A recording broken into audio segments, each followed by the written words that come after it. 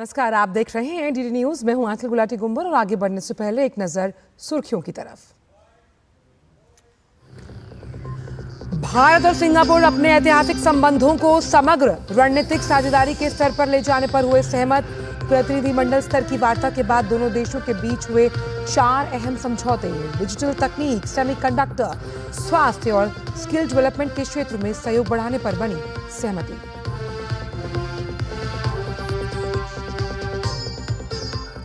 प्रधानमंत्री नरेंद्र मोदी ने सिंगापुर के प्रधानमंत्री लॉरेंस वोंग के साथ की पहली द्विपक्षीय मुलाकात। प्रधानमंत्री ने सिंगापुर को बताया विकासशील देशों के लिए प्रेरणा। एडवांस इलेक्ट्रॉनिक मैन्युफैक्चरिंग फैसिलिटीज का किया दौरा।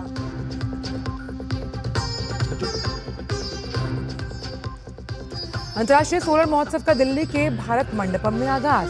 प्रधानमंत्री ने जारी किया वीडियो संदेश। पीएम ने कहा, हजारों साल पहले लिखे गए वेदों में भी दर्शाया गया सूर्य की महत्वता को। ये महोत्सव सूर्य के प्रभाव का जश्न मनाने के साथ पूरी दुनिया को जोड़ेगा एक साथ। जम्मू कश्मीर के विधानसभा चुनाव के तीसरे चरण के लिए उम्मीदवार आज से दाखिल कर सकेंगे नामांकन। हरियाणा के लिए भी अधिसूचना होगी जारी। दोनों राज्यों में एग्जिट पोल पर 18 सितंबर से 5 अक्टूबर तक लगी रोक।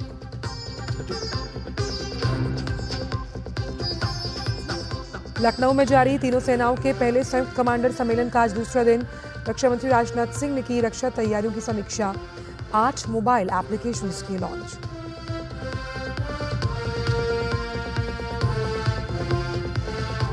केजरीवाल की जमानत याचिका पर सुप्रीम कोर्ट में सुनवाई जारी।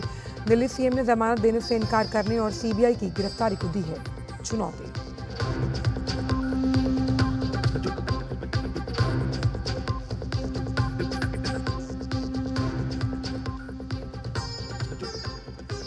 और पेरिस पैरालंपिक में आज एथलेटिक्स, पावरलिफ्टिंग, तीरंदाजी, शूटिंग और जूडो में दिखेगा भारत का दम। अब तक 24 मेडल के साथ 13वें स्थान पर भारत।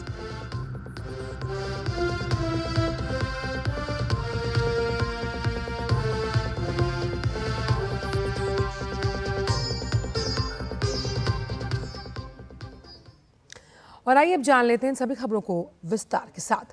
भारत और सिंगापुर अपने ऐतिहासिक संबंधों को समग्र रणनीतिक साझेदारी के स्तर पर ले जाने को लेकर सहमत हुआ। दोनों देशों के बीच 4 समझौता ज्ञापन पर हस्ताक्षर हुए हैं। भारत की ओर से विदेश मंत्री डॉक्टर एस जयशंकर और उनके समकक्ष विवियन बालाकृष्णन ने ज्ञापन का आदान प्रदान किया, जिसमें दोनों देशों के बीच डिजिटल और इलेक्ट्रॉनिक एंड इंफॉर्मेशन, शिक्षा, कौशल विकास, उद्यमिता, स्वास्थ्य, व्यापार और उद्योग के साथ साथ इलेक्ट्रॉनिक एंड इंफॉर्मेशन मंत्रालयों के बीच सहयोग पर सहमति बनी।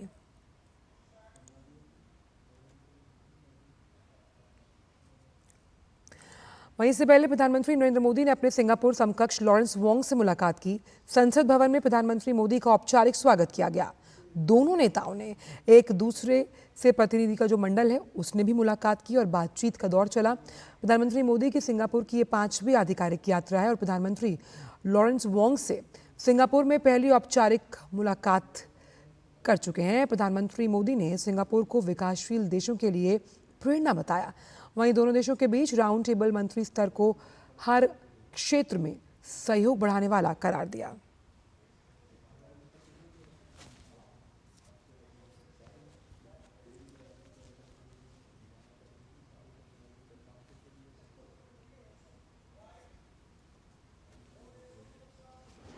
एक्सेलेंसी, गर्मजोशी भरे स्वागत के लिए मैं आपका हार्दिक धन्यवाद करता हूं।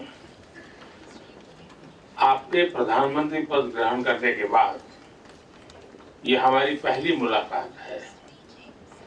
मेरी तरफ से आपको बहुत बहुत बधाई और हार्दिक शुभकामनाएं। मुझे विश्वास है 4G के नेतृत्व में सिंगापुर और अधिक तेजी से प्रगति करेगा। एक्सेलेंसी, सिंगापुर केवल एक पार्टनर देश नहीं है। सिंगापुर हर विकासशील देश के लिए एक प्रेरणा है। हम भी भारत में अनेकों सिंगापुर बनाना चाहते हैं और मुझे खुशी है कि हम इस दिशा में मिलकर प्रयास कर रहे हैं।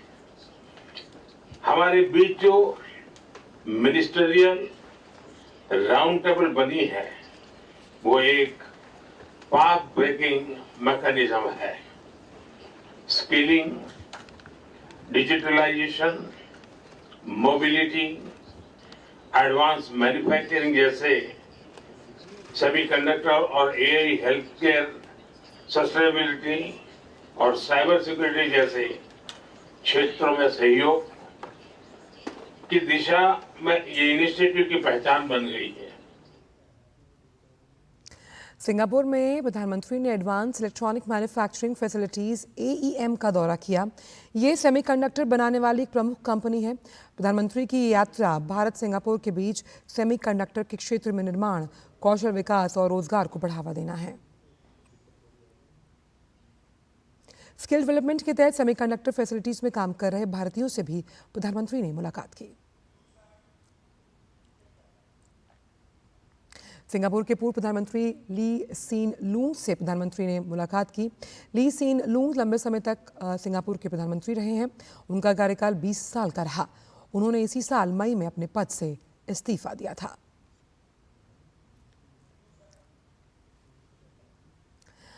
दिल्ली के भारत मंडपम में आयोजित अंतर्राष्ट्रीय सौर महोत्सव के अवसर पर प्रधानमंत्री नरेंद्र मोदी ने वीडियो संदेश जारी किया। प्रधानमंत्री ने कहा कि हजारों साल पहले लिखे गए वेदों में भी सूर्य की महत्वता को दर्शाया गया है। आज भी लाखों लोग सूर्य मंत्र का जाप करते हैं। दुनिया भर की कई संस्कृतियों में अपने तरीके के सूर्य का सम्मान किया जाता है। प्रधानमंत्री ने कहा कि ये महोत्सव सूर्य के प्रभाव का जश्न मनाने के लिए पूरी दुनिया को एक साथ जोड़ेगा। ये महोत्सव हमारी धरती को एक बेहतर प्लैनेट बनाने में भी मददगार साबित होगा। The Vedas were texts composed thousands of years ago.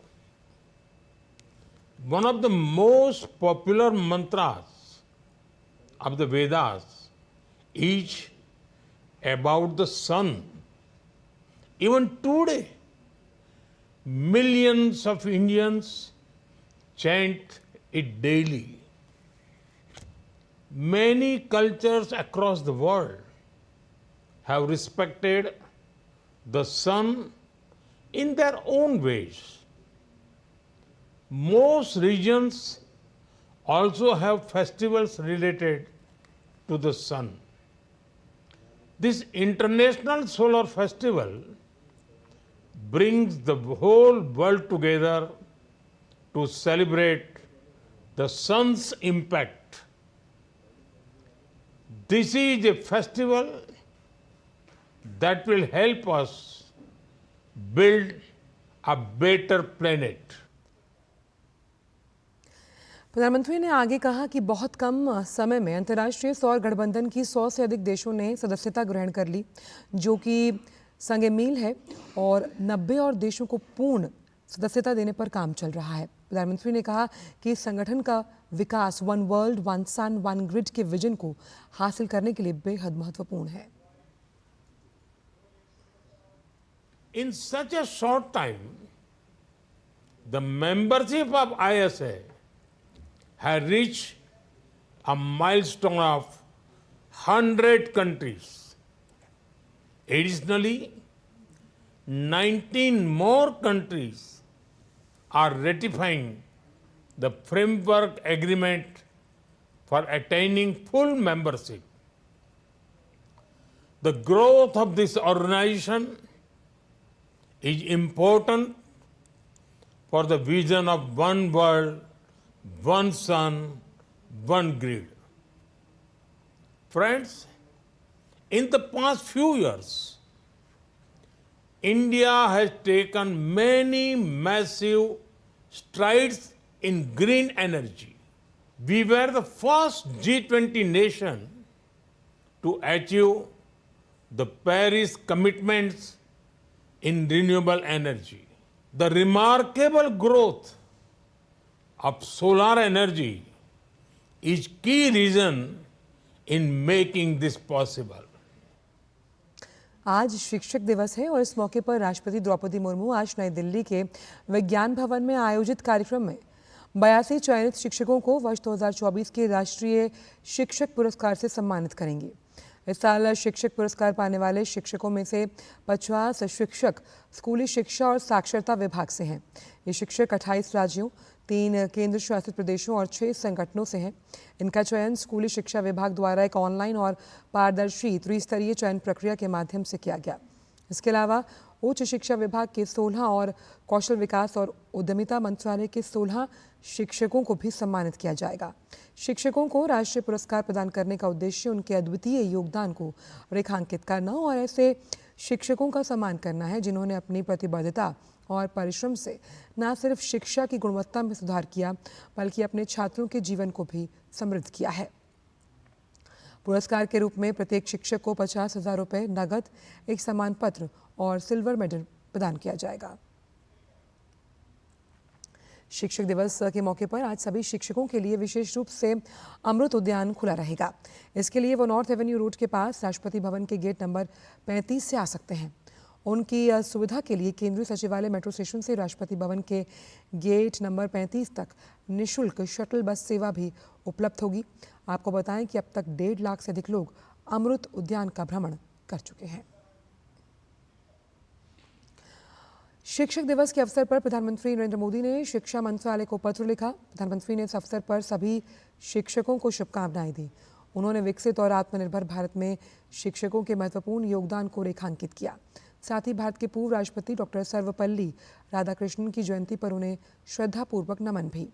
शिक्षा मंत्रालय ने सोशल मीडिया हैंडल पर प्रधानमंत्री के संदेश को साझा किया। अपने संदेश के माध्यम से प्रधानमंत्री ने राष्ट्र को विकास के पथ पर अग्रसर करने और भावी पीढ़ी को सशक्त बनाने में जुटे सभी शिक्षकों को शुभकामनाएं दी। साथ ही उन्होंने भारत में शिक्षकों के महत्वपूर्ण योगदान को रेखांकित करते हुए उस पर प्रकाश डाला। वहीं प्रधानमंत्री नरेंद्र मोदी ने शिक्षक दिवस के मौके पर सोशल मीडिया के माध्यम से सभी शिक्षकों को बधाई दी और प्रधानमंत्री ने एक्स पर अपने संदेश में कहा, शिक्षक दिवस की हार्दिक शुभकामनाएं। ये अवसर युवा मस्तिष्क को आकार देने वाले सभी शिक्षकों के प्रति आभार व्यक्त करने का है। डॉक्टर राधाकृष्णन को उनकी जयंती पर श्रद्धांजलि।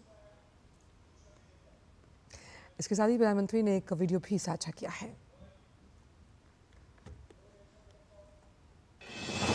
I believe when a teacher learns, a nation leads. Teacher की सबसे बड़ी जो स्ट्रेंथ होती है वो पॉजिटिविटी होती है, सकारात्मक। और एक टीचर की भूमिका ही है जो व्यक्ति को रोशनी दिखाने की काम को करती है। मैं मन से मानता हूं टीचर सर्वाधिक देश को बनाने में योगदान देने वाला ऐसा काम आपके पास है। आप देश बदल सकते हैं, जीवन बदल सकते हैं, आप सदी बदल सकते हैं। ये सामर्थ्य आपके अंदर होता है। विद्यार्थी का शिक्षक के प्रति आदर, शिक्षक का शिक्षा के प्रति समर्पण और विद्यार्थी और शिक्षक के बीच में एक अपनत्व का भाव, यही एक जोड़ी होती है जो जीवन जीने की कला भी सिखाती है और सपने संजोने की आदत भी बनाती है। देश आज भारत के पूर्व राष्ट्रपति डॉक्टर राधाकृष्णन जी को उनके जन्म दिवस पर आदरांजलि दे रहा है।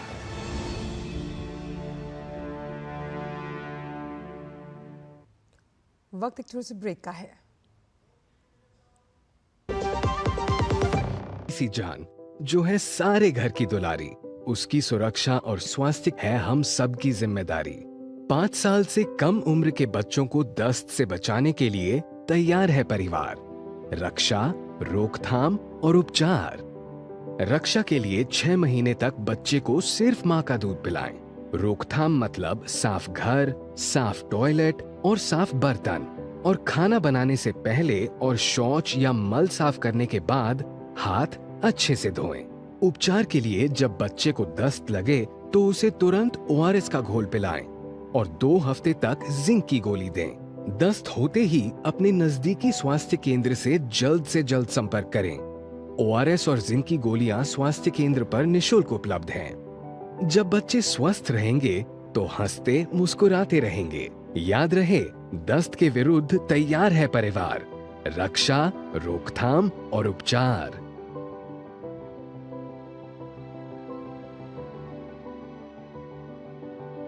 अधिक जानकारी के लिए आशा दीदी से संपर्क करें। स्वास्थ्य एवं परिवार कल्याण मंत्रालय द्वारा जनहित में जारी।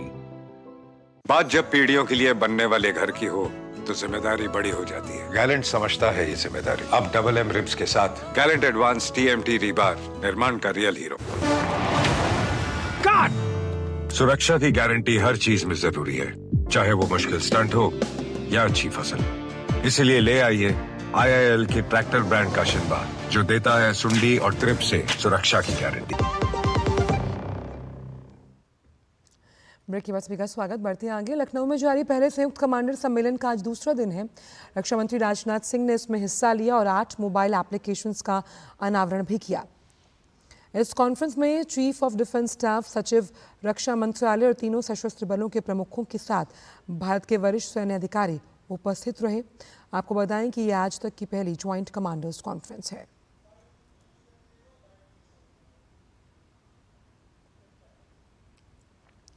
कोलकाता में ट्रेनी डॉक्टर की रेप और हत्या के मामले में कल रात विरोध प्रदर्शन किया गया। कोलकाता में सैकड़ों लोग अपने घरों की बत्तियां बंद कर सड़कों पर उतर आए और आरजीकर मेडिकल अस्पताल में ट्रेनी डॉक्टर के रेप और मर्डर मामले के खिलाफ अपने विरोध को दर्ज किया। प्रदर्शनकारियों ने रात 9 बजे से लेकर 10 बजे तक लाइट बंद कर विरोध करने का आह्वान किया। इस आह्वान का कोलकाता सहित राज्य के विभिन्न इलाकों में लाइट बंद कर विरोध प्रदर्शन किया गया। कैंडल लाइट जलाकर लोगों ने विरोध मार्च भी निकाला। मृतक डॉक्टर के माता पिता भी प्रदर्शन में शामिल हुए। पश्चिम बंगाल के राज्यपाल CV आनंद बोस ने भी राजभवन की बत्तियां बंद कर और मोमबत्ती जलाकर विरोध का समर्थन किया। पश्चिम बंगाल के राज्यपाल CV आनंद बोस ने कल मुख्यमंत्री ममता बनर्जी से आरजीकर अस्पताल मामले से नाराज लोगों की भावनाओं को शांत करने के लिए ठोस कदम उठाने के लिए कहा। उन्होंने महिलाओं की सुरक्षा पर ध्यान देने के साथ साथ राज्य में कानून व्यवस्था सुनिश्चित करने का भी निर्देश दिया। राजभवन की ओर से जारी बयान में कहा गया कि राज्यपाल ने मुख्यमंत्री को ठोस कदम उठाने का निर्देश दिया। इससे पहले राज्यपाल ने महिला सुरक्षा बढ़ाने को लेकर विश्वविद्यालयों के कुलपतियों के साथ भी आपात बैठक की थी। कोलकाता के आरजीकर मेडिकल कॉलेज और हॉस्पिटल में जूनियर डॉक्टर के साथ रेप मर्डर के मामले को लेकर न्याय की मांग और विरोध थमने का नाम नहीं ले रहा। कल एम्स दिल्ली के डॉक्टर्स ने मोमबत्ती जलाकर विरोध प्रदर्शन किया। रेजिडेंट डॉक्टर्स ने कहा कि वो कैंडल मार्च निकालकर अपने साथी और बहन के लिए इंसाफ की मांग कर रहे हैं।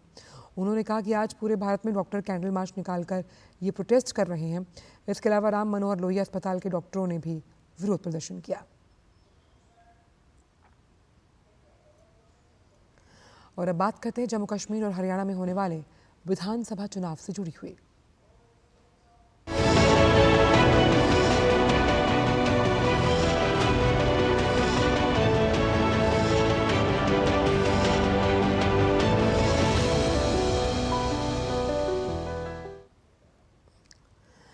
जम्मू कश्मीर विधानसभा चुनाव के तीसरे चरण के लिए आज अधिसूचना जारी की जाएगी और इसके साथ ही नामांकन प्रक्रिया का भी आगाज हो जाएगा, जो 12 सितंबर तक चलेगा।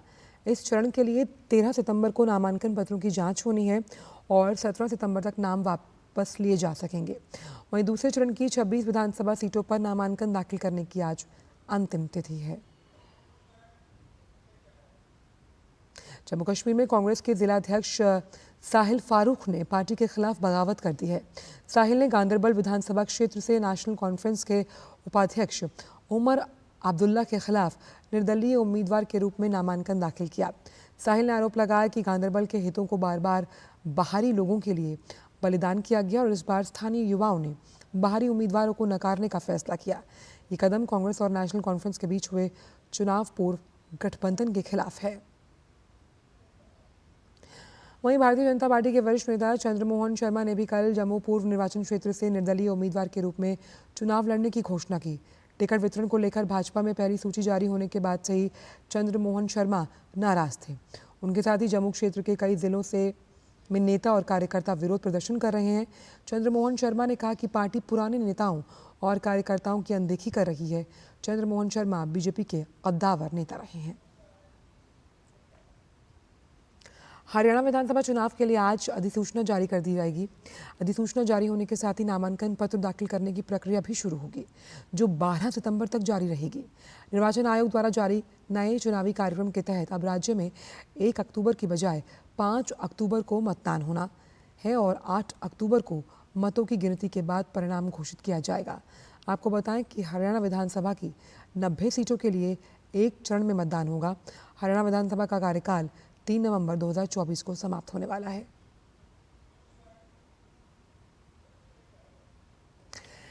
केंद्रीय चुनाव आयोग ने हरियाणा और जम्मू कश्मीर में विधानसभा चुनाव के दौरान किसी भी मीडिया प्रतिष्ठान की ओर से एग्जिट पोल आयोजित करने पर रोक लगा दी है। यह प्रतिबंध भारतीय जन प्रतिनिधित्व अधिनियम 1951 की धारा 126A के तहत लगाया गया। आयोग की ओर से जारी अधिसूचना के अनुसार एग्जिट पोल पर प्रतिबंध मतदान शुरू होने से पहले दिन से लागू होगा और मतदान समाप्ति के आधे घंटे तक जारी रहेगा। अधिसूचना में कहा गया कि धारा 126A के तहत कोई भी व्यक्ति एग्जिट पोल का आयोजन नहीं करेगा, ना ही प्रिंट या इलेक्ट्रॉनिक मीडिया के माध्यम से इसकी परिणामों को प्रकाशित या प्रसारित करेगा। उल्लंघन करने पर 2 साल तक की जेल या जुर्माना या दोनों हो सकते हैं। चुनाव आयोग ने बुधवार 18 सितंबर को सुबह 7 बजे से लेकर 5 अक्टूबर शाम 6:30 बजे तक एग्जिट पोल के आयोजन और प्रचार पर पूरी तरह से रोक लगाने की अवधि घोषित की है।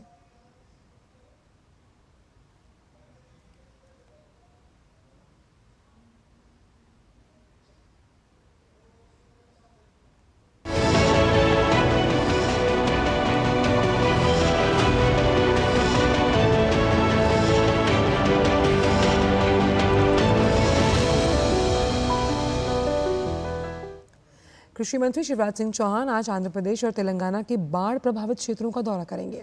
प्रधानमंत्री के निर्देश पर कृषि मंत्री आज और कल दोनों राज्यों के दौरे पर रहेंगे। इस दौरान वे आंध्र प्रदेश और के विजयवाड़ा सहित अन्य बाढ़ प्रभावित क्षेत्रों में जनता और किसानों से चर्चा करने वाले हैं। साथ ही बाढ़ प्रभावित क्षेत्रों में हुई क्षति आकलन के लिए विजयवाड़ा में अधिकारियों के साथ बैठक होगी।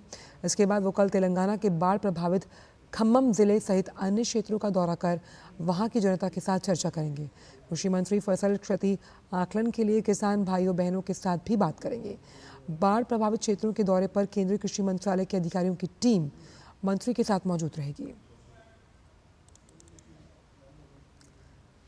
केंद्र सरकार द्वारा गर्भवती महिलाओं के लिए शुरू की गई प्रधानमंत्री मातृत्व वंदना योजना पिछले 7 सालों में जरूरतमंद महिलाओं के लिए वरदान बनी। देश में करोड़ों महिलाओं ने इस योजना का लाभ उठाया। देखते हैं इससे जुड़ी एक खास रिपोर्ट। प्रधानमंत्री नरेंद्र मोदी द्वारा गर्भवती महिलाओं के लिए 2017 में शुरू की गई प्रधानमंत्री मातृत्व वंदना योजना जरूरतमंद महिलाओं के लिए पिछले 7 सालों में वरदान बनी है। देश में करोड़ों महिलाओं ने गर्भावस्था के दौरान इस योजना का लाभ उठाया है। महिलाओं ने गर्भावस्था और डिलीवरी के बाद अपनी जरूरतों को इस योजना से मिलने वाली राशि से पूरा किया है। वहीं अब राजस्थान में इस योजना में दिव्यांग महिलाओं को अतिरिक्त लाभ देने के लिए राजस्थान की उप मुख्यमंत्री एवं महिला बाल विकास मंत्री दिया कुमारी ने प्रदेश की महिलाओं को बड़ा तोहफा दिया है। इस योजना के तहत अब प्रदेश की दिव्यांग गर्भवती महिलाओं को पहले संतान के लिए वर्तमान में दी जा रही राशि को 6,500 रुपए से बढ़ाकर 10,000 रुपए किया गया है।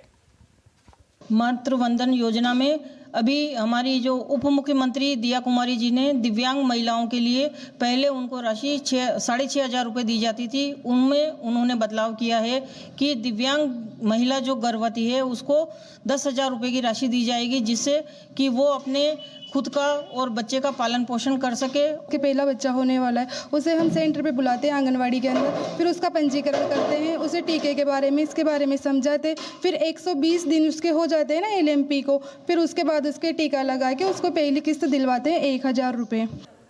राजस्थान सरकार ने इस योजना में अब दिव्यांग महिलाओं को गर्भावस्था के दौरान और संतान के जन्म के बाद अधिक पौष्टिक आहार मिल सके, इसलिए इन राशि में बढ़ोतरी कर उसे 10,000 रुपए कर दिया है। पिछले दिनों प्रदेश की उप मुख्यमंत्री दिया कुमारी ने इसकी घोषणा करते हुए कहा था कि ये 3,500 रुपए की अतिरिक्त राशि 100% राज्य निधि से DBT के माध्यम से दी जाएगी। इस योजना को लेकर महिलाओं ने खुशी जताई है। केंद्र पर आई और फार्म भरवाया और जिससे पहली किस्त मिली मुझे। फिर बाद में 3 महीने होने के बाद में टीकाकरण करवाया। टीकाकरण करवाने के बाद में हमें दूसरी किस्त मिली 2,000 रुपये। और फिर 9 महीने होने पर बच्ची पैदा हुई, उससे 6,000 रुपये मिले। डिलीवरी होने के बाद पैसे मिले थे, उनसे हमें लाभ मिला। प्रधानमंत्री मातृत्व वंदना योजना का उद्देश्य गरीब जरूरतमंद महिलाओं की मदद करना है, जिससे उन्हें गर्भावस्था के दौरान और प्रसव के बाद किसी तरह से आर्थिक तंगी का सामना नहीं करना पड़े। गर्भवती महिलाओं के स्वास्थ्य में सुधार और नकदी प्रोत्साहन के माध्यम से पोषण की स्थिति में सुधार करना इस योजना का प्रमुख उद्देश्य है। प्रधानमंत्री मातृ वंदन योजना वरदान बनी है गरीब व उन लोगों के लिए जो जरूरतमंद है, उन महिलाओं के लिए जो ग्रामीण क्षेत्र में खास तौर से रहती है। एक बदलाव किया है और वो बदलाव ये है कि राजस्थान की उप मुख्यमंत्री दिया कुमारी ने इस योजना के तहत जो दिव्यांग गर्भवती महिलाएं हैं उनके लिए जो पहले राशि 6,500 दी जाती थी उसे बढ़ाकर 10,000 रुपये कर दिया गया है। इसको लेकर जो है ग्रामीण क्षेत्रों में खास तौर से दिव्यांग गर्भवती महिलाओं में इस बात को लेकर भी उत्साह भी है कि चलो ठीक है, किसी ने हमारी सोची है। Ravi Taylor, DD News, Tonk. और फिलहाल समाचारों में इतना ही। दीजिए इजाजत। नमस्कार।